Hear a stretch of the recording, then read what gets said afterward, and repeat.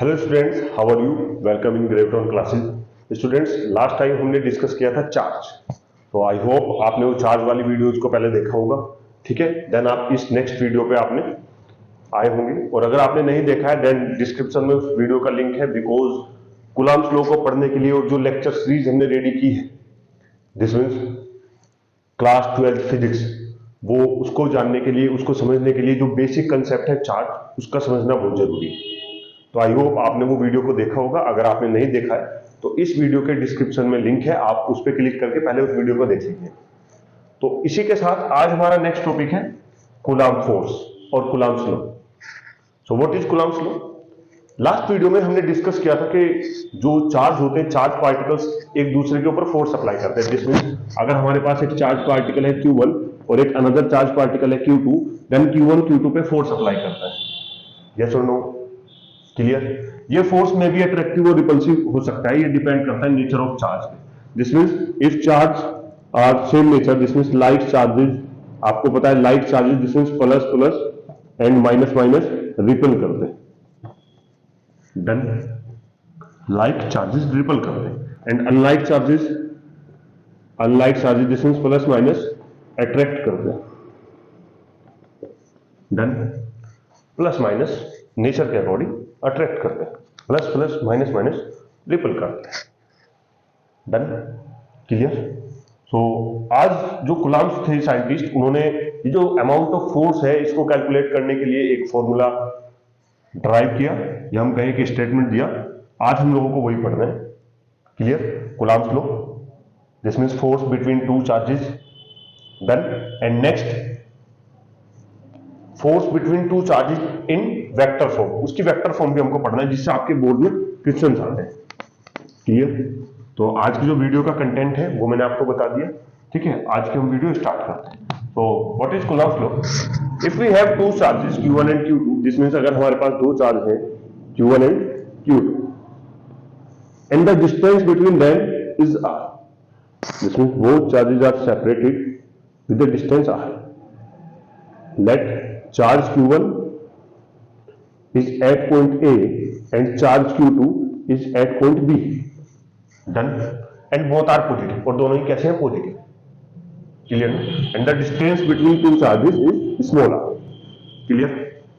So if we calculate the force between these two charges, अगर हमको इन दोनों charges के बीच में फोर्स कैलकुलेट करना हो, then according to Coulomb's law the force between two charges is directly proportional to the product of magnitude of charge, magnitude of both charge and inversely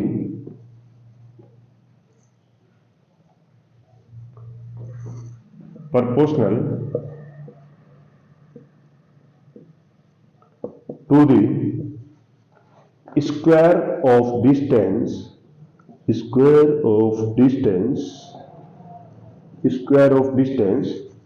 between them.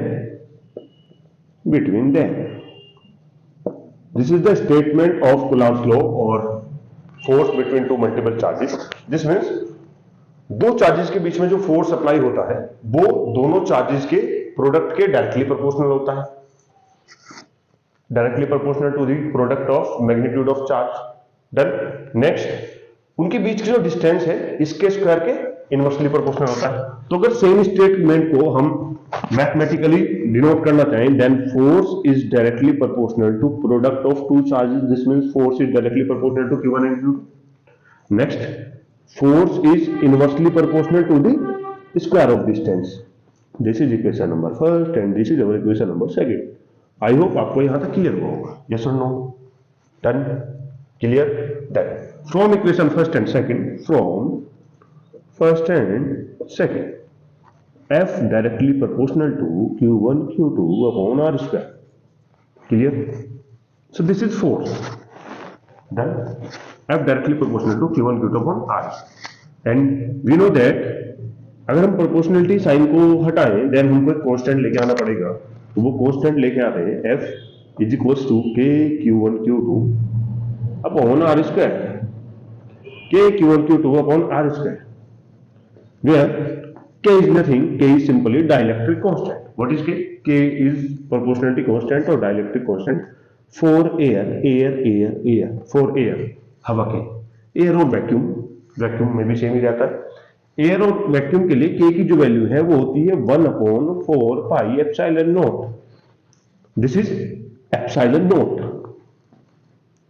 और इसकी जो total value होती है 9 × 10⁹ और unit अगर हम लिखेंगे तो यूनिट हमारे पास होगी न्यूटन मीटर स्क्वायर पर कूलम स्क्वायर. दिस इज के को हम आने वाले लेक्चर्स में डिस्कस करेंगे.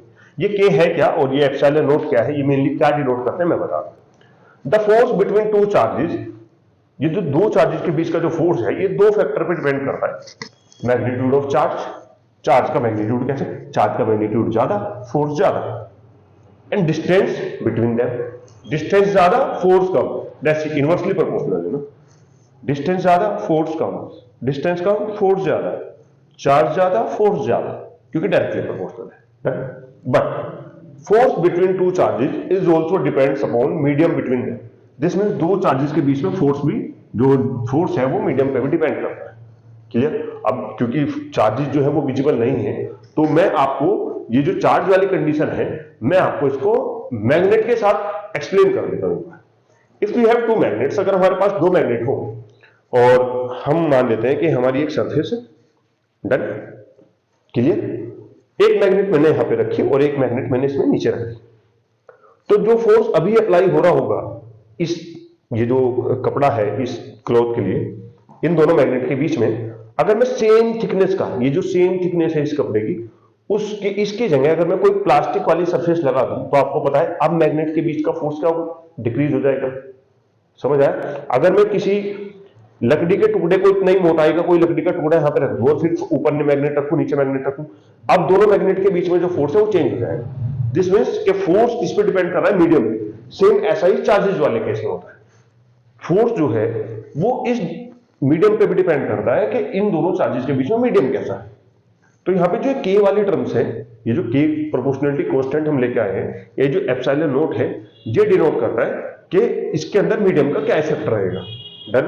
अभी के लिए हम लोगों ने मीडियम कंसीडर किया है एयर, तो एयर के लिए के की वैल्यू होती है 1/4 पाई एप्सिलॉन नॉट और इसकी जो टोटल न्यूमेरिकल वैल्यू है वो होती है 9 × 10⁹ न्यूटन मीटर स्क्वायर पर कूलम स्क्वायर.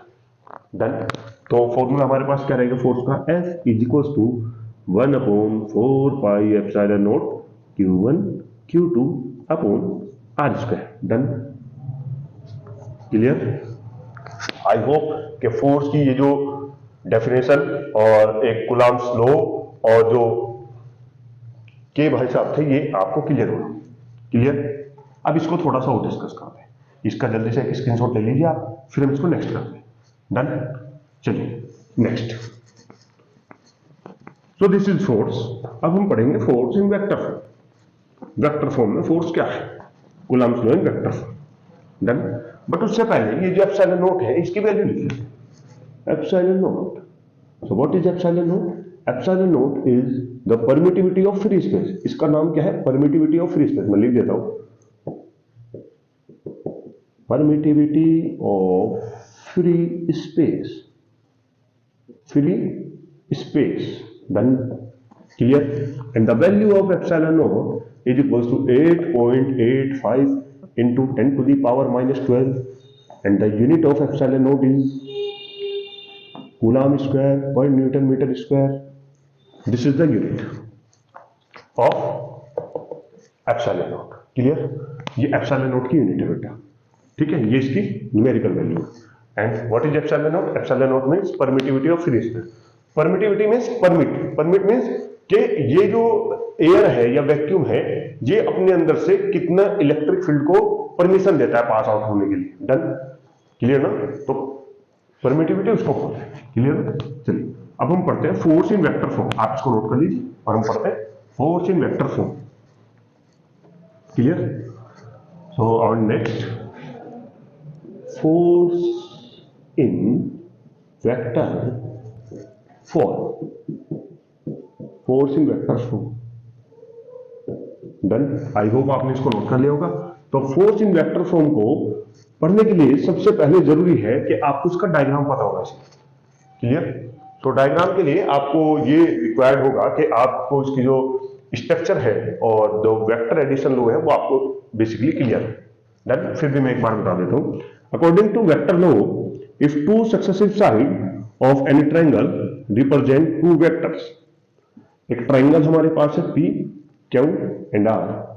अगर इस ट्रायंगल की टू सक्सेसिव साइड, जिसमें से एक के बाद एक वाली साइड दो वेक्टर को रिप्रेजेंट करे, that means P2Q, Q2R, vector A और वेक्टर B को रिप्रेजेंट करती, then the third side which is taken in opposite order, जिसको हम अपोजिट ऑर्डर में लेंगे, वो इन दोनों के सम को रिप्रेजेंट करेगी, vector A plus vector B। Clear? Any doubt? Clear ना? तो ये हमारा वेक्टर एडिशन लॉ है।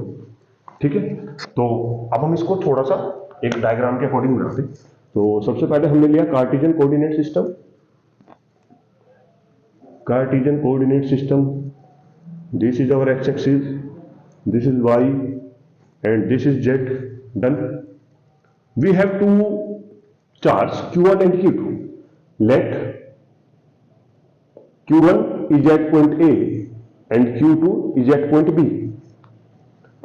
Let the position vector of Q1, let the position vector of Q1 is R1 vector and the position vector of Q2 is R2 vector.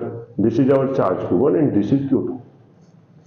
हमने मान लिया कि Q1 का जो पोजीशन वेक्टर है वो R1 है और Q2 का पोजीशन वेक्टर R2।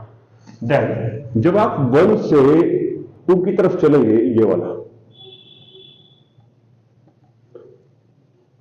हमने मान लिया आर वेक्टर, किधर से चले? A to B, A to B, A to B। Done.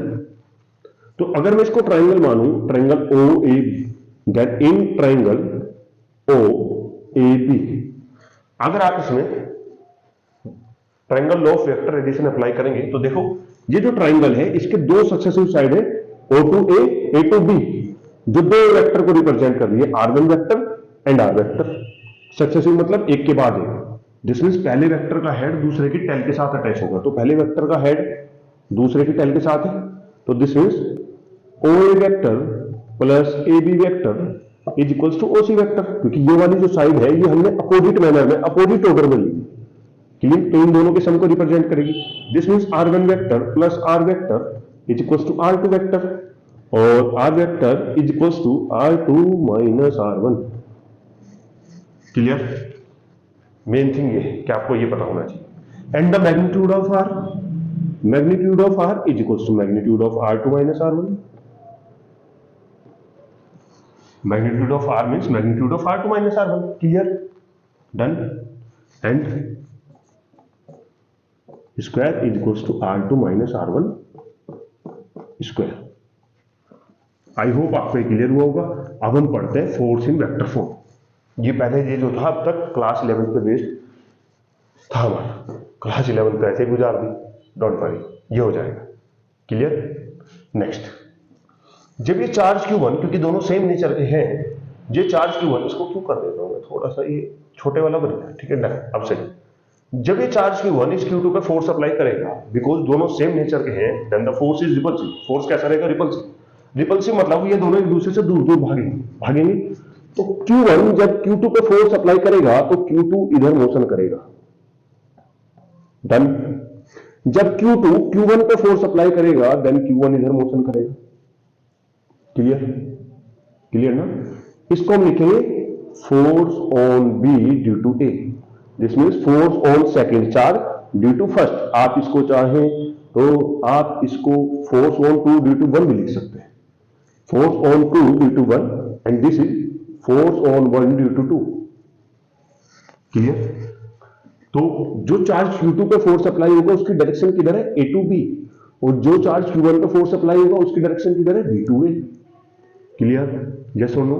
अब हम इसको लिखते हैं, force on charge Q2 due to Q1, ये किसके इक्वल होगा, force on 2 due to 1 is equals to 1/4πε0 according to Coulomb's law. अभी अभी हम पढ़ के आए, Q1 first charge, Q2 second charge upon distance between them, इन दोनों के बीच की डिस्टेंस कितनी बेटा, r। तो r मींस r स्क्वायर, और डायरेक्शन ऑफ फोर्स किधर होगा, डायरेक्शन A टू बी, यही डायरेक्शन है ना, A टू बी डायरेक्शन किसकी है, r वेक्टर की। A टू बी डायरेक्शन किसकी है, r वेक्टर की। r वेक्टर भी इधर ही, A to B r vector की डायरेक्शन। तो क्या मैं r वेक्टर की डायरेक्शन को r कैप से लिख सकता हूं क्या, लिख सकते हैं, बिल्कुल सर। हमको पता है किसी वेक्टर को लिखने के लिए आपको एक तो वेक्टर का रिप्रेजेंट मैग्नीट्यूड चाहिए होता है और साथ में उस वेक्टर का यूनिट वेक्टर चाहिए होता है। ये हमने क्लास 11 में पढ़ा था, बट हम भूल गए। ठीक है, अब याद कर लो, किसी भी वेक्टर को रिप्रेजेंट करने के लिए उस वेक्टर का मैग्नीट्यूड और साथ में उस वेक्टर की डायरेक्शन जिसमें यूनिट वेक्टर की रिक्वायरमेंट। तो वेक्टर आर को रिप्रेजेंट करने के लिए आप चाहे तो ए टू बी लिखें इसकी डायरेक्शन को रिप्रेजेंट करने के लिए, या फिर आप आर कैप यूज करें, दोनों बातें थी। This means F21 is equals to 1/4πε0 Q1 Q2 upon what is R, R2 minus R1, and square, done, clear, yes और नो। और ये डायरेक्शन क्या है बेटा, ये डायरेक्शन क्या है, ये डायरेक्शन है R cap, equation number first, clear. This is the vector form of Coulomb's law, ये कूलम्ब्स लॉ की वेक्टर फॉर्म। आई होप आपको क्लियर हुई होगी, बट हम चाहे तो इसको और भी मॉडिफाई कर सकते हैं, ये हम पे डिपेंड करता है कि हम इसको कितना मॉडिफाई करें। आपको पता है ये वेक्टर आर है, R2 माइनस R1, तो मैं इसको ऐसे भी लिख सकता हूं, vector R is equals to, लिखें vector R is equals to magnitude of R, ऐसे magnitude of R into R cap. So R cap is equals to vector R upon magnitude of R. What is vector R, vector R is nothing, simple R2 minus R1 vector R2 minus R1 upon what is magnitude of vector R, this means R2 minus R1 mod, done, clear. तो आप चाहे तो इस are cap की value को ये वाली put कर सकते हैं, कर दें, then F21 is equals to 1/4πε0। थोड़ा सा नीचे कर देते हैं ताकि आप ये भी दिखा रहे हैं और आपको ये भी विजिबल होता है। F21 is equals to 1/4πε0 Q1 Q2 upon R2 minus R1 square, and साथ में क्या लगाएंगे, ये वाली टर्म लिख दें आर कैप की जगह। This means R2 minus R1 vector upon magnitude of R2 minus R। So this is again vector form of Coulomb's law. I hope आपको वेक्टर फॉर्म क्लियर हुई होगी। और स्टूडेंट सिमिलरली हम लिख सकते हैं, ध्यान से देखना, सिमिलरली अगर आप देखें तो फोर्स ऑन 1 ड्यू टू 2 भी सेम जाएगा एज इट इज, बिल्कुल, बट उसकी जो डायरेक्शन है वो डिफरेंट हो जाएगी। डायरेक्शन डिफरेंट होने का मतलब, अगर ये डायरेक्शन आर कैप है देन B2A वाली डायरेक्शन माइनस आर कैप हो जाएगी। तो B2A वाली डायरेक्शन को हम लोग कैसे डिनोट करेंगे, minus R cap. I hope आपने इसका स्क्रीनशॉट ले लिया होगा, नहीं लिया है तो ले लीजिए जल्दी से, ठीक है। और फिर मैं लिखता हूं force on 1 due to 2, clear, check. तो force on 1 due to 2, force on 1 means Q1 बेटा, Q1 due to Q2, this means F12, ये भी सेम ही होगा 1/4πε0 फर्स्ट चार्ज, इस बार Q2 हो जाएगा, सेकंड पे फोर्स अप्लाई कर रहा है Q1 पे, डिस्टेंस वही है बेटा आर स्क्वायर इसके अकॉर्डिंग, ठीक है। बट यूनिट वेक्टर क्या होगा, minus R cap, equation number second. अगर मैं इस माइनस को यहां से हटा करके यहां लिख दूं, अगर मैं इसको यहां पे लिखूं तो देखना ये इधर वाली टर्म एज इट इज यही नहीं रखी हुई, भाई इस आर को यहां से चेंज कर लो, क्लियर हुआ ना? तो F12 is equals to minus of F21। This means first charge second वाले पे जितना फोर्स अप्लाई कर रहा है, सेकंड चार्ज भी फर्स्ट वाले पे उतना ही फोर्स अप्लाई कर रहा है, बट अपोजिट डायरेक्शन में। और ये किसका रूल है? ये है Newton third law. This is Newton third law. This means coulomb law जो है वो न्यूटन थर्ड लॉ को, या कूलाम फोर्स जो है, इलेक्ट्रोस्टैटिक फोर्स जो है, वो न्यूटन थर्ड लॉ को होल्ड कर रहा है। न्यूटन साहब यहां पे दिया, done. Coulomb force clear, F directly proportional to Q1 Q2, F inversely proportional to R square. Clear? Proportionality constant K medium पे कैसे डिपेंड होता है?